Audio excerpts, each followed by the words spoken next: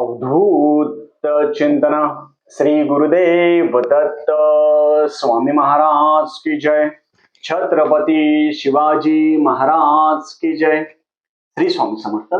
आज मी आपल्याला स्वामी पुण्यतिथी निमित्त आपण कोणत्या 3 सेवा करू शकतो, त्या सेवेमध्ये कोणतेही नियम नाही. बरोबर ऐकलं आपण. या 3 सेवा मी आपल्याला सांगणार आहे, त्याच्यामध्ये कोणतेही नियम नाही.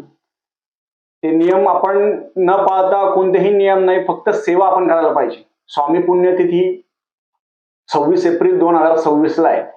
26/26 तर महाराजांची पुण्यतिथी आहे. श्री स्वामी समर्थ महाराजांची पुण्यतिथी आहे. मग त्याच्यासाठी सगळ्यात पहिले आपल्या घरी, प्रत्येकाने आपल्या घरी महाराजांचा फोटो असावा. काय होतं, महाराजांचा फोटोच आपल्या घरी नसतो आणि आपण सेवा करतो. ह्या छोट्या छोट्या गोष्टी तुम्हाला कोणी सांगणार नाही. सगळ्यात पहिले महाराजांचा फोटो आपल्या घरी असावा. महाराजांचं अधिष्ठान आपल्या घरी असावं. फोटो कोणता पाहिजे, गोटी धरलेला पाहिजे किंवा साधा हाताने, जरी काही जण कोरोनामध्ये फोटो भेटत नव्हता, हाताने पेन्सिलनी ड्रॉइंग करून फोटो ठेवलाय काही जणांनी. आहे खूप जण तसे. तुम्हाला महाराजांचा आपल्या घरामध्ये फोटो पाहिजे. साधा असेल, छोटा असेल, मोठा असेल, कसा असेल, अधिष्ठान असावे आपल्या घरी महाराजांचे अधिष्ठान आपल्या घरी सगळ्यात प्रथम पाहिजे. महाराजांनी, श्री स्वामी समर्थ महाराजांनी कधीही जात पात धर्म पंथ लिंग असा कधीही भेदभाव केला नाही. लक्षात ठेवा, कधीच भेदभाव नाही केला महाराजांनी. म्हणून महाराजांचा फोटो कोणीही ठेवू शकतो, काही प्रॉब्लेम नाही. महाराजांचा फोटो कोणीही ठेवू शकतो. ज्या घरामध्ये दारू पेट असेल, वादविवाद असेल, भांडणं असेल, किरकिरी असेल, महाराजांचा फोटो तुम्ही घरामध्ये ठेवायचा. फोटो ठेवला म्हणजे झालं का? नाही. महाराजांना रोज सकाळ संध्याकाळ नैवेद्य आरती करायची. नैवेद्य तरी करा. आपण जे खाणार, भाजी भाकरी पोळी चपाती भात, व्हेज मध्ये जे असेल, जे तुम्ही दाखवणार महाराजांना, रोज चहा असेल, हे तुम्हाला स्वामी पुण्यतिथी पर्यंत रोज करायचंय. आहे का नाही? साधी सोपी सेवा. हे तुम्हाला कोणी सांगणार नाही. आपण काय करतो, करतच नाही. मी पण स्वतः सुरू केलेलं आहे. महाराजांचा फोटो, रोज चहा झाला, अंघोळ झाली, महाराजांना चहा ठेवायचा. पहिले पोळी चपाती भाजी असेल, जे आपण करणार, आपण जे काही खाणार, जे काही आपण जेवणार व्हेज मध्ये, ते महाराजांना दाखवायचं. तो प्रसाद आपण ग्रहण करायचा. तो प्रसाद जर तुम्ही ग्रहण केला तर तुमच्या घरामध्ये वादविवाद, भांडणं, किरकिरी हे सगळं बंद होऊन जाईल. खूप जण म्हणतील, दादा आमच्या घरामध्ये दारू पिता, नॉनव्हेज आणता. त्यांना काय आणायचं आणू द्या, बस. त्यांना काय करायचं करू द्या. आपण आपलं सेवा सोडायची नाही. मग 3 सेवा कोणती करायची, हे बेसिक झालं. बेसिक मध्ये महाराजांचा फोटो, रोज महाराजांना मुजरा करायचा. मुजरा कसा करायचा मी व्हिडिओ मध्ये सांगेल आपल्याला.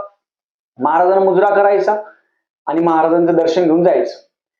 या 26 एप्रिल पर्यंत रोज गुरुचरित्राचा 1 अध्याय वाचायचा. गुरुचरित्र आता सगळ्यांनी घेतलेलं आहे. ज्यांनी पोथी भेटली नसेल त्यांनी घ्या. महिलांनी दिंडोरीपणे गुरुचरित्र वाचावं. गुरुचरित्राची जी पोथी आहे त्याचा रोज 1 अध्याय वाचायचा. आंघोळ करून सकाळी आज वाचायचा, खाऊन पिऊन वाचायचा नाही. गुरुचरित्रामध्ये रोज जर तुम्ही 1 अध्याय वाचला, 26 एप्रिल पर्यंत 116 दिवस आजपासून राहता.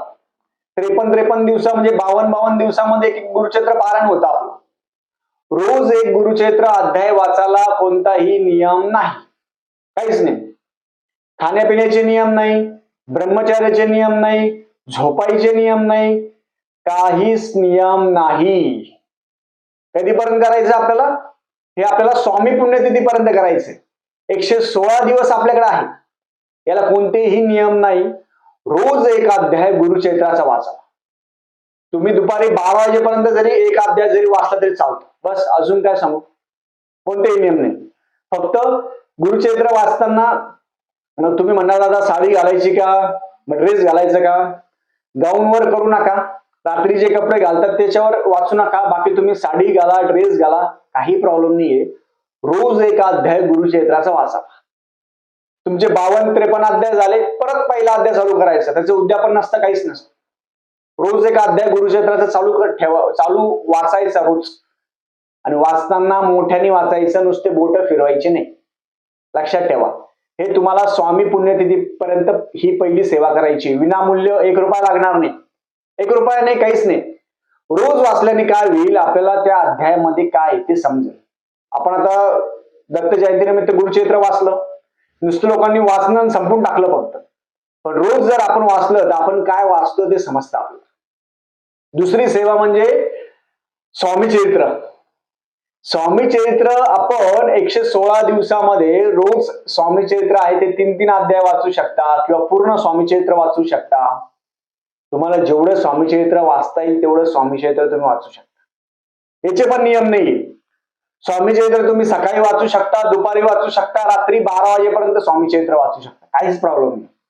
पण याचं सेम असंच लक्षात ठेवा, गाऊनवर वाचायचं नाही, गादीवर वाचायचं नाही, प्रवासामध्ये वाचू शकता, बाकी काही प्रॉब्लेम नाही. हे साधे साधे नियम आहेत, काहीच नियम नाही, खाण्यापिण्याचे पण नियम नाही. मग पुढची तिसरी सेवा आहे ते नामस्मरण. स्वामी नामाचा जप करता 40 पुरुषार्थ येती हाता. स्वामी चरित्र वाचता गाता अखंड सौभाग्य प्राप्त होते. लक्षात घ्या, महाराजांची सेवा स्वामी पुण्यतिथीमध्ये त्या दिवशी महाराज गेले होते आपल्याला सोडून. मग महाराजांना आपण काय सेवा करू शकतो? मग आतापासून जर तुम्ही स्वामी चरित्र असेल ते रोज रोज स्वामी चरित्राचे 3-3 अध्याय वाचले, रोज स्वामी चरित्र वाचलं, 1-1.5 तासामध्ये होऊन जातं. तिसरी सेवा साधी सोपी, नामस्मरण. नामस्मरण, महाराजांचं नामस्मरण तुम्ही चालता, बसता, उठता, खाता, पिता जपमाळ हातातच ठेवायची. हातात जपमाळ ठेवायची. मी तर छोटी जपमाळ करून घेतली. श्री स्वामी समर्थ, श्री स्वामी समर्थ, श्री स्वामी समर्थ नामस्मरण चालू ठेवायचं. नाही तर जप लिहू शकता, जप लिहिला तरी चालतो. तुम्ही काय करायचं, जप लिहिलं तरी चालेल किंवा नामस्मरण करा. लिहिता नाही आलं तुम्हाला, नामस्मरण करा. तुम्ही चालता, बसता, उठता नामस्मरण करू शकता. पण महाराजांनी जेव्हा बाळप्पा महाराजांना लोक त्रास द्यायचे, लोक नावं ठेवायची, त्रास द्यायचे, महाराजांच्या सेवेपासून बाळप्पा महाराजांना दूर करायचे, दूर केलं पण होतं. मग महाराज काय म्हटले, मारुतीच्या मंदिरात तिथं जायचं, जप करावा. बाळप्पा महाराजांनी जप केला, त्या जपाचं उद्यापन केलं, जप लिहिला, किती जप झाला तो हिशोब केला. तसंच आपण आजपासून उद्यापासून, आज एकादशी आहे तर आजपासून तुम्ही संकल्प करून जप आहे ते करायला सुरुवात करा. रोज 11 माळी 3 अध्याय तो आपण करतोच, ते तर रोजच झालं आपलं. त्याच्या व्यतिरिक्त तुम्ही दिवसभरात जेवढा जप करणार तेवढा जप लिहून ठेवायचा. आज किती जप झाला, 21 माळी, 11 माळी, 10 माळी, 5 माळी, जेवढा जप झाला तेवढा जप लिहून ठेवायचा. आणि तो जप नंतर महिन्याच्या शेवटी तो टोटल करायची, पूर्ण जप लिहायचा. म्हणजे स्वामी पुण्यतिथीपर्यंत आपण महाराजांना तो जप चरणी अर्पण करणार आहे. 116 दिवस बाकी आपल्याकडे, लक्षात ठेवा. मग तुम्ही म्हणणार दादा, आता सगळ्यात पहिले महिलांचा प्रॉब्लेम, 4 दिवसाच्या प्रॉब्लेम मध्ये गुरुचरित्राचा रोज एक अध्याय असेल, स्वामी चरित्र असेल, जप असेल, ते करायला चालत नाही. नाही चालत ते करायला. त्याप्रमाणे तुम्ही करू नका. गुरुचरित्र पण करू नका. नामस्मरण मनातल्या मनात करा, लिहू नका. खूप जण म्हणतात, काही जण माहिती घेत नाही, ते म्हणतात नामस्मरण लिहिलं तर चालतं प्रॉब्लेमच्या दिवसात, पण ती वही तुम्ही तेव्हा पण वापरणार आणि नंतर पण वापरणार, तसं नाही चालत. चांगल्या गोष्टी कराव्या. त्या काळामध्ये आपलं मन बेचैन असतं. जेव्हा प्रॉब्लेमचा काळ असतो 4-5 दिवस, तेव्हा मन बेचैन असतं, त्रास होत असतो, मन एका ठिकाणी स्थिर नसतं, चिडचिड होती, रागराग होतो महिलांना प्रॉब्लेमच्या काळामध्ये. मग या काळामध्ये फक्त मनातल्या मनात करा, लिहून नको. मनातल्या मनात तुम्ही किती जप करा त्या काळामध्ये. वहीला हात लावायचा नाही, गुरुचरित्राला हात लावायचा नाही, स्वामीचरित्राला हात लावायचा नाही.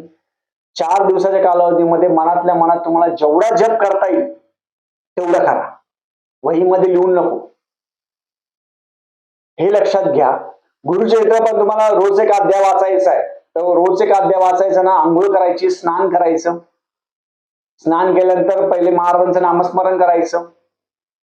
श्री गणेशाय नमः, श्री गुरुभ्यो नमः, श्री कुलदेवताय नमः नामस्मरण करायचं आणि अध्याय वाचायला चालू करायचं. पहिला अध्यायापासून घ्यायचं. पहिला अध्यायापासून, आज पहिला अध्याय झाला, उद्या दुसरा अध्याय, तिसरा अध्याय, असे 52-53 अध्यायापर्यंत वाचायचं आणि त्याच्यानंतर परत पहिल्यापासून चालू करायचं.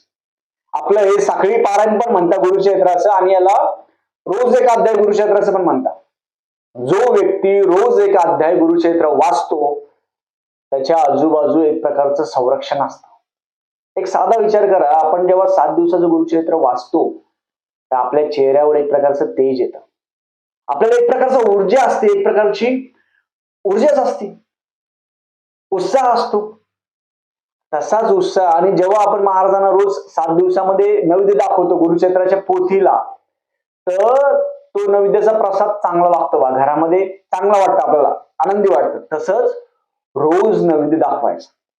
रोज वरण भात भाजी पोळी, तुम्हाला जे तुम्ही जेवण करत असाल, पोळी चपाती, काही काही जण भात खात असाल तर नुसता भात, तुम्ही जे जेवणार, जे तुम्ही जेवणार काही करणार ते महाराजांना दाखवायचं. याच्यामध्ये प्रॉब्लेमच्या 4 दिवसात ह्या गोष्टी करायच्या नाही. कोणत्या? सुतक असेल, सुतक वृद्धीमध्ये काय करायचं? वृद्धी मुली जर झाली असेल, मुलगी जन्मली असेल तर तिचं वृद्धी काही नसतं जास्त. सुतक मध्ये 3 पिढ्या पाळायचं, आजोबा वडील मुलगा एवढंच आपण पाळायचं. सगळ्या गावचं सुतक पाळायचं नाही, हे लक्षात घ्या. 3 पिढ्याचं सुतक पाळायचं, बाकी कोणाचं सुतक पाळायचं नाही. या 3च सेवेला कोणताही नियम नाही, कोणताही नियम नाही. ब्रह्मचार्याचा पण नियम नाहीये, झोपायचे पण नियम नाहीये. फक्त बाहेर कोणाच्या घरचं खाऊ नका अमावस्या पौर्णिमा. आणि गुरुचरित्र रोज वाचायला सुरुवात करा. रोज वाचायला सुरुवात करा तुम्ही. गुरुचरित्र असं आहे, आपलं आयुष्य जरी गेलं तर आपल्याला गुरुचरित्र समजणार नाही. मला तरी नाही, मी शून्य आहे. मी म्हणतो मला अजून काही नाही माहिती. महाराज जशी बुद्धी देताना तसं बोलतो मी. कधी स्क्रिप्ट लिहित नाही, कधीच काही विषय नाही. मला जे आहे ते बिंदास बोलायचं. महाराजांचं सांगतोय ना आपण, म्हणून मी स्क्रिप्ट काहीच नाही. काही काही जण लिहून वाचून दाखवतात, आपल्याला नाही आवडत ते. जे मनात आहे, महाराज जशी बुद्धी देतात तसं बोलायचं. या 3 सेवेला आजपासून सुरुवात करा. संकल्प करायचं तर संकल्प करा. या 116 दिवसामध्ये तुमची लाईफ बदलून जाईल, तुमचं आयुष्य बदलून जाईल, ही माझी गॅरंटी. नामस्मरण तुम्ही जर केलं, रोज गुरुक्षेत्राचा एक अध्याय वाचला, रोज स्वामी चरित्र वाचलं, रोज नामस्मरण केलं, रोज महाराजांना नैवेद्य दाखवला, तर तुमच्या घरामध्ये वादविवाद, भांडणं, आर्थिक प्रॉब्लेम सगळे निघून जातात. जो स्वामी चरित्र वाचतो, स्वामी चरित्र वाचता गाजता अखंड लक्ष्मी प्राप्त होत असते त्याला. विचार करा तुम्ही. सोपं नाहीये. कोणती गोष्ट आहे ना, आपण मनापासून जर वाचली तर त्याचं फळ आपल्याला भेटत असतं. महाराजांचा घरी फोटो असेल तर फोटो पूजन करायचं. सगळ्यात पहिले महाराजांचा फोटो घरामध्ये ठेवा, बाकी सगळ्या गोष्टी सोडून द्या. महाराजांचा फोटो घरामध्ये पाहिजे. काही काहींच्या घरी महाराजांचा फोटो नसतो, ते कुंचन असेल, यंत्र तंत्र सगळं असतं, पण महाराजांचाच फोटो नसतो. आपल्या घरामध्ये सगळ्यात पहिले महाराजांचा फोटो आणावा. महाराजांचा फोटो आपल्या घरामध्ये असला तर आपल्याला मन आपलं चांगलं. लक्षात ठेवा. झालेली सेवा मी महाराजांच्या रुजू करतो. श्री स्वामी समर्थ.